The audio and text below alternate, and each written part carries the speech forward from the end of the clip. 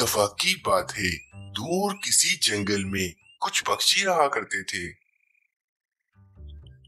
तोते भैया, अभी कुछ महीनों के बाद सूखे का मौसम आने वाला है और अभी तक हम पक्षियों ने बिल्कुल भी भोजन नहीं जमा किया है।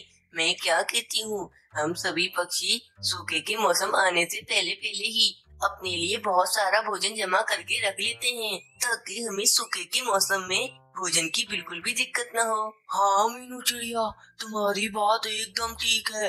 हम पक्षियों को अभी से अपने अपने लिए काफी सारा भोजन जमा करके रखना होगा। मीनू चिड़िया, मैं क्या कहता हूँ, हम लोग अभी कालू कौवे के पास जाते हैं और उससे कहते हैं कि वे भी हमारे साथ भोजन जमा करने के लिए चले, वरना तो वे सूखे के मौसम में हमसे ही भोजन मांगने आएगा। हाँ मिट्टू तोते, तुमने बिल्कुल ठीक कहा। चलो हम लोग कालू कौवे के घोंसले में जाते हैं।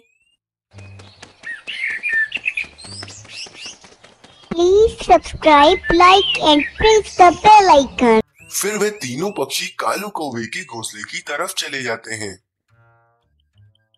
अरे, तुम तीनों सुबह सुबह हमारे घोंसले में आ गए। जरूर तुम तीनों को हम दोनों से कोई ना कोई काम तो होगा ही, वरना तुम लोग ऐसे ही हमारे घोंसले में कब आते हो? हाँ हाँ बोलो, क्या काम पड़ गया है तुम तीनों को मुझसे? कौवे भैया, अभी सूखे का मौसम आने ही वाला है, इसीलिए हम सभी पक्षियों ने सोचा है कि हम सभी पक्षी मिलकर अपने अपने लिए भोजन जमा कर लें। अरे रानी कौवे, तुम भी हमारे साथ भोजन जमा करने के लिए चलो।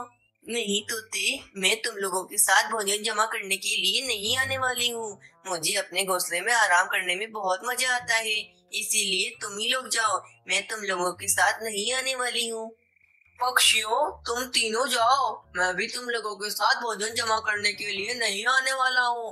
वैसे भी तुम पक्षी तो अपने लिए भोजन जमा कर ही लोगे, फिर सूखे के मौसम में मैं तुम ही लोगों से भोजन मांगकर खा लूंगा।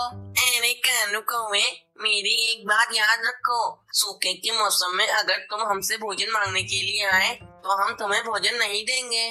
इसीलिए मैं आपसे कह रही हूँ कि आप दोनों अभी हमारे साथ भोजन जमा करने के लिए चलो। और एक बार मना कर दिया है तुम लोगों को तो तुम लोगों के समझ में नहीं आती है। अरे भागो यहाँ से, निकलो। कालू कौवे की बात सुनकर वे तीनों पक्षी उदास होकर वहाँ से चले जाते हैं। मीनू चिड़िया, इस कालू कौवे ने तो हमारे साथ मिलकर भोजन जमा करने के लिए मना कर दिया है। अब ये कालू कौवा सूखे के मौसम में क्या करेगा? अरे क्या करेगा, कुछ भी नहीं करेगा।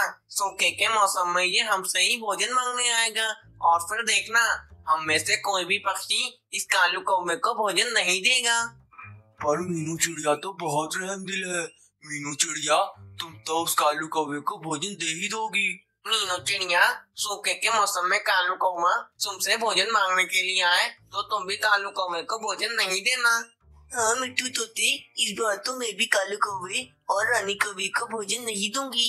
चलो हम लोग तो जाकर अपने लिए भोजन जमा करते हैं, ताकि सूखे के मौसम में हमें तो कोई दिक्कत ना हो। फिर वे तीनों पक्षी अपने लिए भोजन की तलाश में निकल जाते हैं। रानी, मैंने तो उन पक्षियों के साथ मिलकर भोजन ढूंढने के लिए मना कर दिया है। अगर सूखे के मौसम में सच्ची में उन पक्षियों ने हमें भोजन नहीं दिया तो हम लोग सूखे के मौसम में क्या करेंगे? कालू जी, अगर ऐसा हुआ तो फिर मैं अपनी माँ के यहाँ चली जाऊंगी और तुम अपना देख लेना। रानी ठीक है, मैं भी सूखे के मौसम में तुम्हारी माँ के यहाँ चला जाऊंगा। कालू जी, तुम मेरी माँ के यहाँ चलना, मैं तुम्हें मना नहीं करूंगी, लेकिन मेरी एक बात याद रखना, तुम्हें यहाँ पर सिर्फ मुझे भोजन ढूंढकर खिलाना पड़ता है। वहाँ तो तुम्हें मुझे और मेरी माँ को, हम दोनों को भोजन ढूंढकर खिलाना होगा। नहीं नहीं रानी, मैं तुम्हारी माँ के यहाँ नहीं जाऊंगा। जब भी मैं तुम्हारी माँ के यहाँ जाता हूँ तो तुम्हारी माँ सारा काम मुझसे ही कराती है। दूसरी तरफ वे पक्षी अपने लिए भोजन ढूंढ रहे होते हैं, लेकिन उन पक्षियों को कहीं पर भी अपने लिए भोजन नहीं मिलता है। वे तीनों पक्षी बहुत थक जाते हैं और वे लोग एक पेड़ पर आकर बैठ जाते हैं। मीनू चिड़िया, भोजन तो मिल ही नहीं रहा है, अब हम लोग सूखे के मौसम में क्या करेंगे? मिट्टू तोते, हमें हार नहीं माननी चाहिए। हम तीनों एक काम करते हैं, हम तीनों अपने बराबर वाली जंगल में जाते हैं वहाँ हमें अपने लिए भोजन मिल जाएगा। हम वहाँ से अपने लिए भोजन जमा कर कर लाते हैं। मीनू चिड़िया, अगर हम लोग दूसरे जंगल भोजन जमा करने के लिए जाएंगे तो हमें वहाँ से आते आते रात हो जाएगी। और मेरे तो 2 बच्चे भी हैं, वे दोनों रात तक अकेले कैसे रहेंगे? फिर वे तीनों पक्षी ऐसे बातें कर ही रहे होते हैं कि उन तीनों के पास एक बुलबुल आकर बैठ जाती है। मीनू चिड़िया, आज तो मुझे बहुत मजा आ गया है, क्योंकि आज मैंने बहुत मजे का भोजन जो खाया है। बुलबुल बहन, आपने आज क्या मजे का भोजन खाया है जो आपको आज इतना मजा आ गया है? मीनू चिड़िया, जंगल के आखिर में एक बहुत बड़ी पानी पूरी पड़ी हुई है। वे पानी पूरी ही खा के आ रही हूँ मैं। क्या मजे की पानी पूरी थी वे। चलो मीनू चिड़िया, हम लोग भी उस पानी पूरी के पास जाते हैं और हम लोग भी उस पानी पूरी को खाते हैं। फिर वे तीनों पक्षी पानी पूरी खाने के लिए चले जाते हैं। फिर वे तीनों उस बड़ी सी पानी पूरी के पास आ जाते हैं और वे लोग खूब मजे से उस पानी पूरी को खाने लगते हैं। अरे मीनू चिड़िया, कितनी बड़ी पानी पूरी है ये, और इस पानी पूरी का पानी कितना ज्यादा है और ये कितना ज्यादा स्वादिष्ट भी है। हाँ मिट्टू तोते, इस पानी पूरी का पानी तो बहुत मजे का है, लेकिन मिट्टू तोते, अगर गलती से कोई पक्षी इस पानी पूरी के पानी के अंदर गिर गया तो वे तो अपनी जान से हाथ धो बैठेगा। हाँ मीनू चिड़िया, इस पानी पूरी के अंदर तो काफी सारा पानी है। अगर कोई पक्षी गलती से इस पानी पूरी के अंदर गिर गया तो वे तो मर ही जाएगा। फिर वे सारे पक्षी पानी पूरी खाकर वहाँ से चले जाते हैं। रानी, ये पक्षी कहीं दिख नहीं रहे हैं। मुझे लगता है इन लोगों ने भोजन जमा कर लिया होगा। तुम यहीं बैठो, मैं देख कर आता हूँ क्या इन लोगों ने भोजन जमा करा है या फिर नहीं करा। कालू जी, जा ही रहे हो तो मेरे लिए भोजन भी चोरी कर कर ले आना, मुझे बहुत भूख लग रही है। हाँ हाँ रानी, मैं किसी पक्षी को बुद्धू बनाकर उसका भोजन ले आऊंगा। फिर कालू कौवा वहाँ से चला जाता है। मीनू चिड़िया, तुम लोग तो भोजन ढूंढने वाले थे, तो फिर क्या हुआ? अपने अपने घोंसलों में थक हार कर बैठ गए हो ना?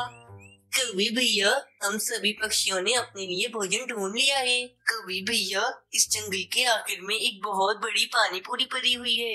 हम सभी पक्षियों ने उसी पानी पूरी को खाकर अपना पेट भरा है।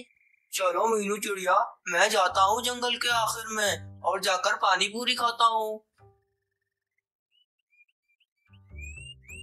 एक काम करता हूँ, रानी कौवी को भूख लगी थी, मैं रानी कौवी को भी साथ जंगल के आखिर में ले जाता हूँ और फिर हम दोनों मिलकर वे बड़ी पानी पूरी खा लेंगे।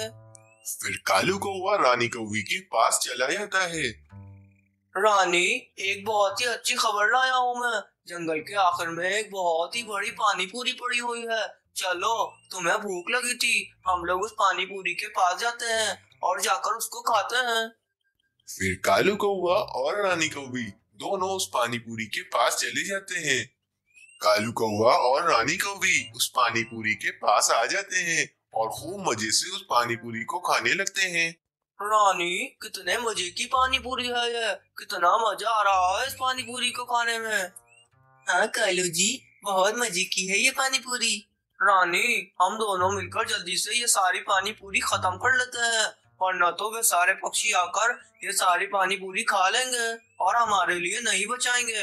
हाँ कालू जी, हम दोनों मिलकर जल्दी से ये पूरी पानी पूरी खा लेते हैं। लेकिन कालू जी, हम लोग ऐसे ही ये पानी पूरी खाते रहे तो हमें बहुत समय लग जाएगा।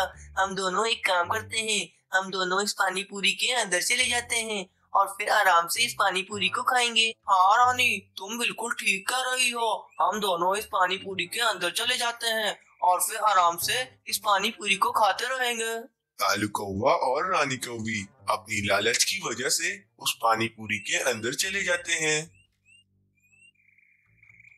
रानी, ये पानी पूरी के अंदर कितनी गहराई है, मैं तो इस पानी पूरी के अंदर डूब रहा हूँ। हाँ कालू जी, मैं भी इस पानी पूरी के अंदर डूब रही हूँ। कालू जी कुछ करो। कालू कौवा और रानी कौवी अपनी लालच के कारण उस पानी पूरी के अंदर डूब जाते हैं और वे लोग अपनी जान से हाथ धो बैठते हैं। इस कहानी से हमें ये सीख मिलती है कि हमें अपनी जिंदगी में कभी भी लालच नहीं करनी चाहिए, क्योंकि लालच एक बहुत बुरी बला है।